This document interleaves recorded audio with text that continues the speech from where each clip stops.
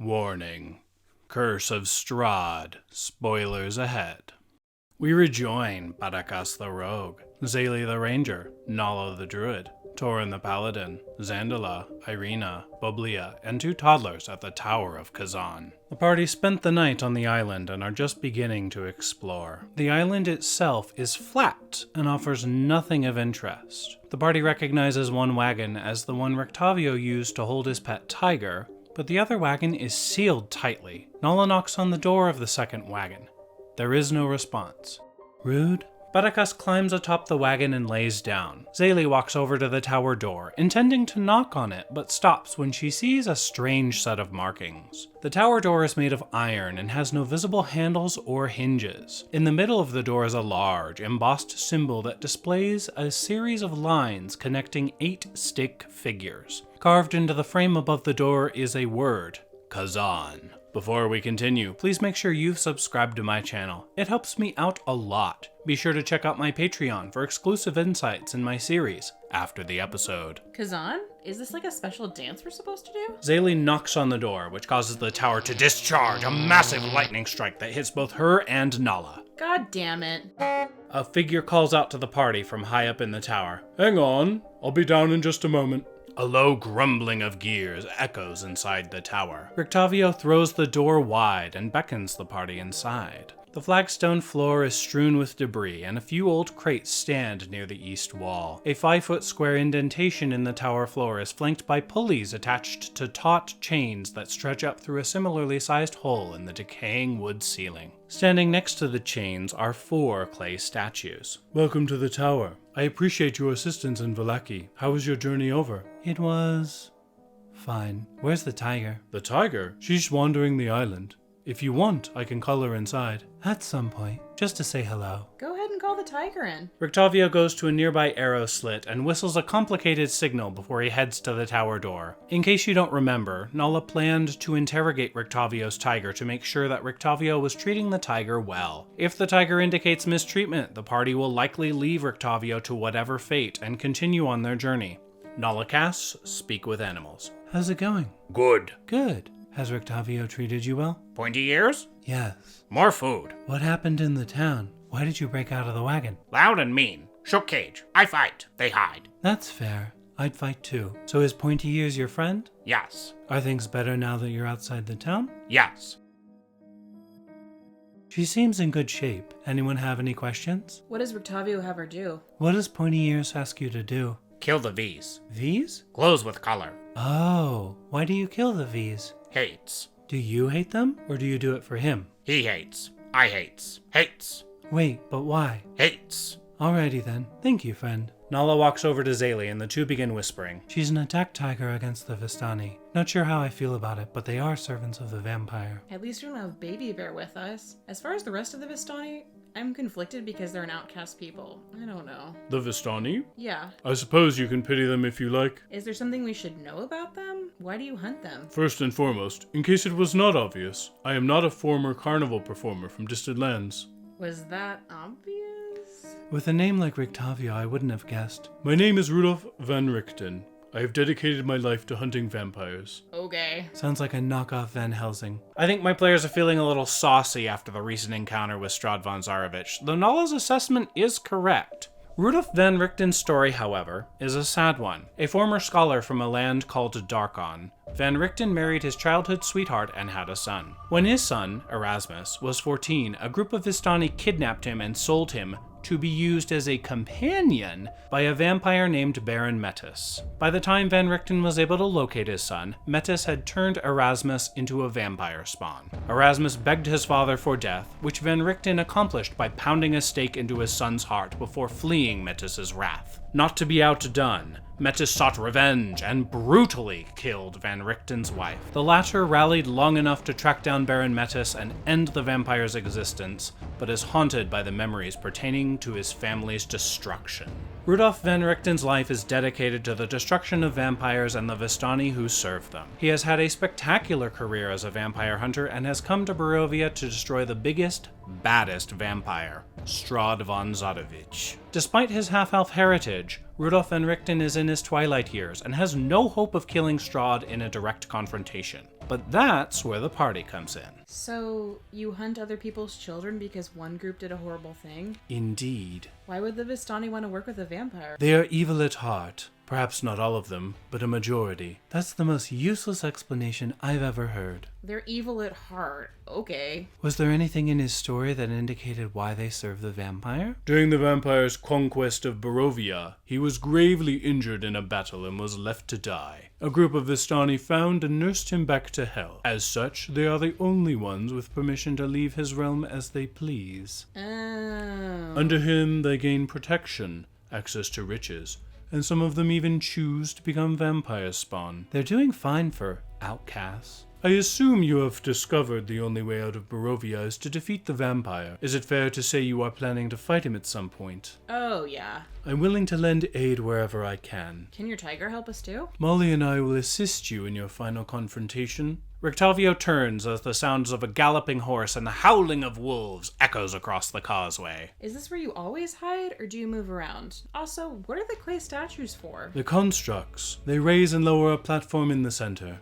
That's kinda cute, actually. Just don't attack them. They don't like that. Most things generally don't. Are we concerned about the horse and the wolves? Depends who's on the horse. Zaylee and Nala peek out through arrow slits and see a woman who appears to be Vistana riding ahead of a large pack of wolves. Maybe not a good mix to have a Vistana here with. Not having ended her speak with animals spell, the tiger goes into a frenzy and hurls itself against the door. It runs with frightening speed towards the approaching horse. Barakas thinks this guy set us up. Barakas throws himself at Van Richten, trying to grab Van Richten's neck. Van Richten contests Barakas' attempted grapple, forcing the both of them into a weird standoff. Get in Barakas' tummy. Barakas! What are you doing? What are you doing? He hunts vampires. We want him. Oh, sorry. Barakas would like to offer you an arrow for compensation for your troubles. Don't worry about it. Do we have eyes on the Vistana? No idea. Pull off your tiger. I'm a friend. Is that? Rudolph Van Richten whistles another command to the tiger, who stops pursuing the woman, but yields no ground. Everyone exits the tower as Van Richten walks over to the woman, clearly having recognized her. Esmeralda? Her name's not Esmeralda. Is there a problem with her name? The gypsy woman's name is Esmeralda? Is this someone we're supposed to fight? No, Rictavio called the tiger off because he recognizes her. Oh, okay. Everyone seems tense, so that's why I was asking. We need to get inside. The werewolves are almost here. You led them here?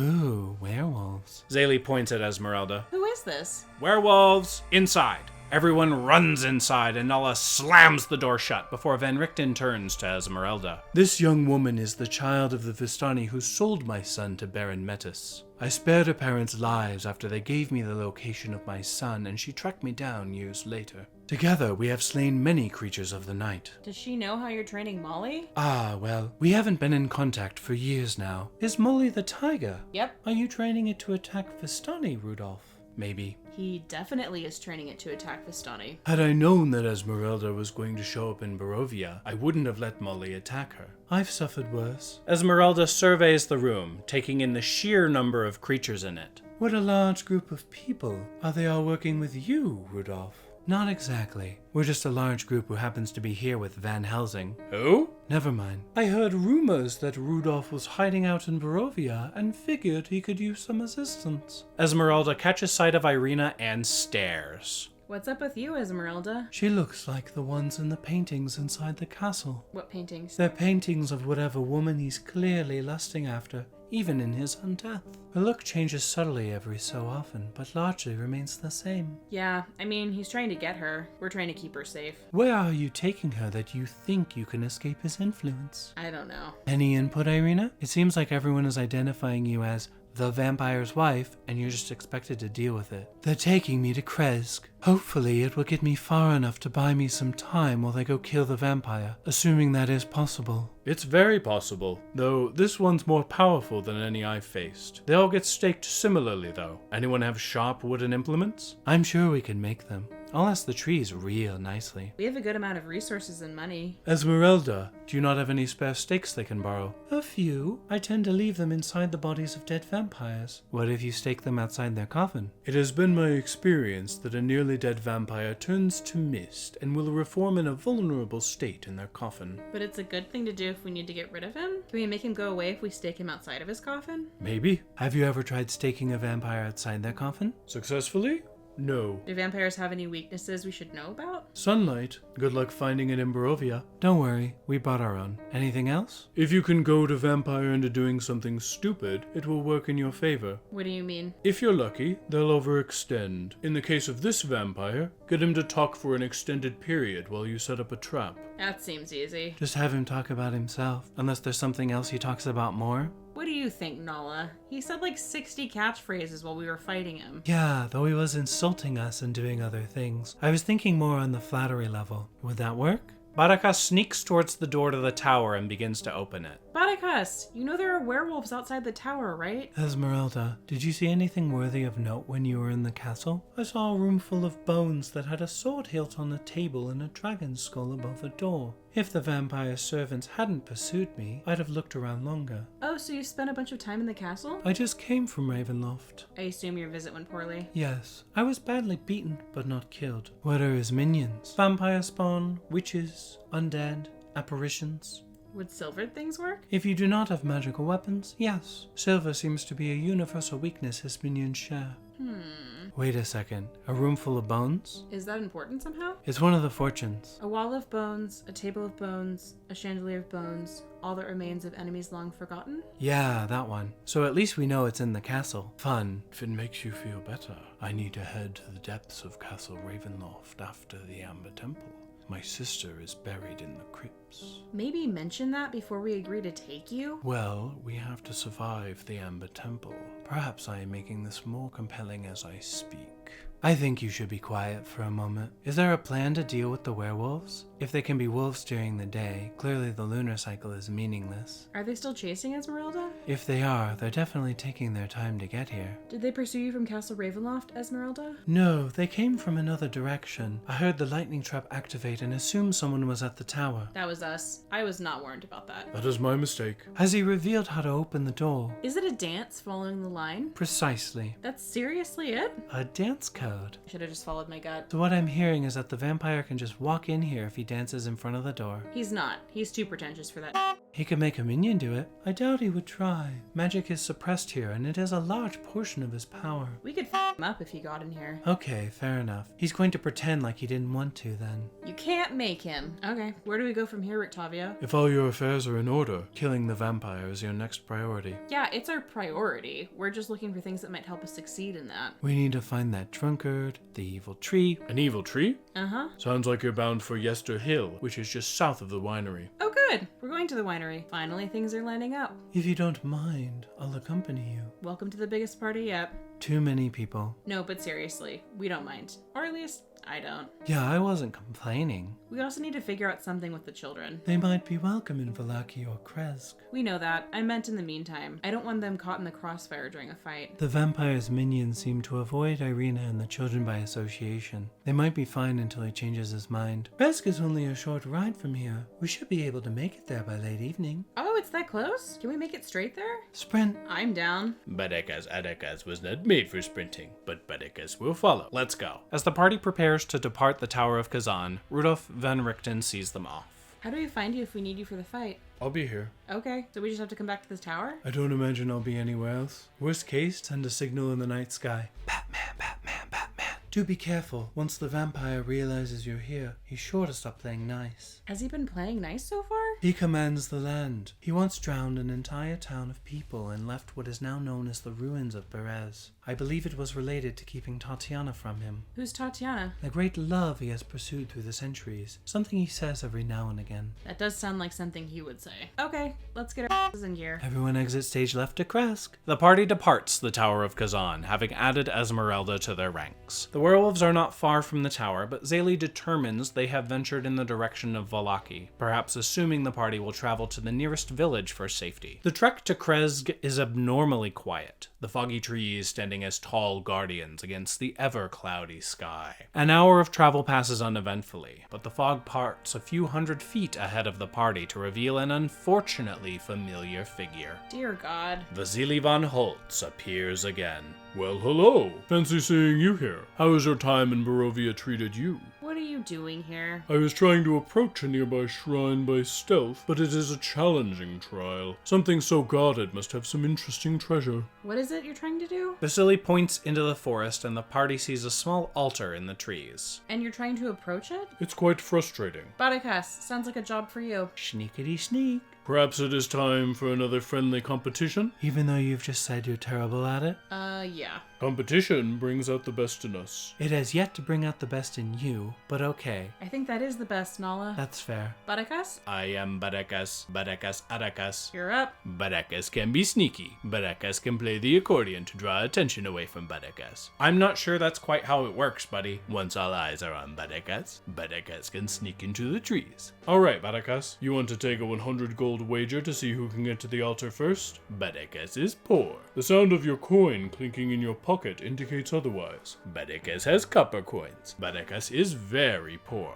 Barakas can't spare 100 gold. If the challenge is the important part, why don't you match him in copper, Vasily? 100 copper coins it is. Hey, why are you guys trying to bleed Barakas of money? It's just copper coins, Barakas. Barakas is trying to earn enough money to buy chicken and grow other chickens to eat, and make chicken skin accordions. Besides, Barakas is bad at sneaking. Barakas can barely not be noticed. You're a rogue. You're supposed to be good at sneaking. Well, if no one wants to take the challenge, then feel free to depart. I'll remain here a little longer.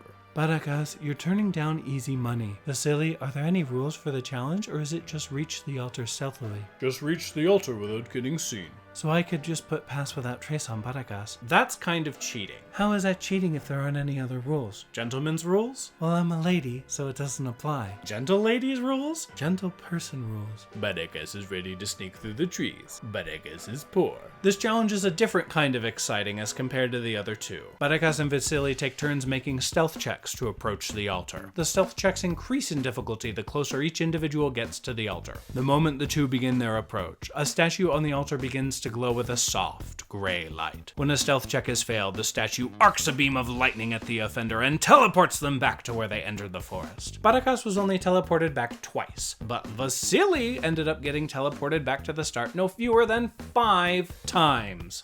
Barakas safely reaches the altar, whose light goes dim. He sees a fist-sized diamond and picks it up. Barakas will lay claim to this diamond with Barakas' scent. You never get to say you're poor again. Vasily tosses a bag filled with copper coins to Barakas and turns to the rest of the party. You know, I could use people with your skills. The wine seems to have dried up lately for most of Barovia, and I fear something has gone wrong at the Wizard of the Wines. Would you be bold enough to visit them for me? We don't need another push towards the winery. We're going there. Why don't you go there? You don't seem to have a problem going anywhere else. That is not the way of the wanderer. Destinations are overrated. Well, you can just go to the winery. Yeah, you don't have to stop there forever. Fair point. Fair point, meaning he's not going to go there. Exactly. Vasily, in typical fashion, disappears once again into the fog, which coalesces once more. Esmeralda seems suddenly troubled, shaking herself as if recovering from an invisible malady. Are you okay, Esmeralda? Do you not know that Vasily von Holtz is Strahd von Zarovich? A special thanks to my lovely patrons for making these videos possible. And thank you all so much for watching. If you enjoyed this video, please hit that subscribe button, smash that like button, share my video on your Twitter, Facebook, or other social media, and make the leap to become one of my patrons on Patreon. As a patron, you gain exclusive access to my after the episode content and other benefits as well. I'll see you all next time.